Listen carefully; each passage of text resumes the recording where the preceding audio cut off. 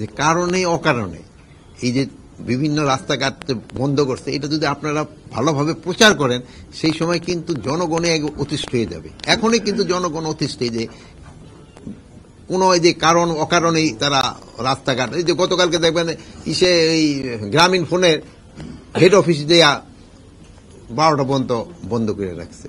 এগুলি আপনারা মিডিয়া বলেন, এরা এই জিনিসগুলো আমাদেরও কিন্তু একটা ধৈর্যের সীমা থাকা দরকার। আমাদের কিন্তু ধৈর্যের সীমা কিন্তু শেষ করে দিচ্ছে তারা।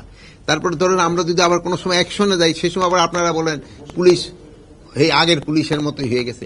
এই ক্ষেত্রে আপনারা তাদের একটু বলা দরকার যে তারা যে কারণে অকারণে করতেছে, তারা এটা রাস্তাঘাট ব্লক না করে তাদের যে ঊর্ধ্বতন কর্তৃপক্ষের কাছে তারা জানাইতে পারে।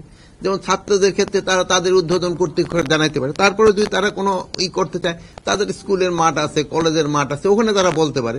বাট জনগণের দুর্ভোগ সৃষ্টি করে যেন না করে এটা করবেন। কিন্তু সবারই কিন্তু একটা ধৈর্য আছে, মানে এক সময় কিন্তু সবাই ধৈর্যের বাঁধও কিন্তু ভেঙে যায়। জনগণের কিন্তু ধৈর্যের বাঁধ ভেঙে যাবে। এই সময় দেখবেন যে জনগণের কিন্তু তাদের ক্ষেত্রে অন্য রকমের ব্যবস্থা নেওয়ার চেষ্টা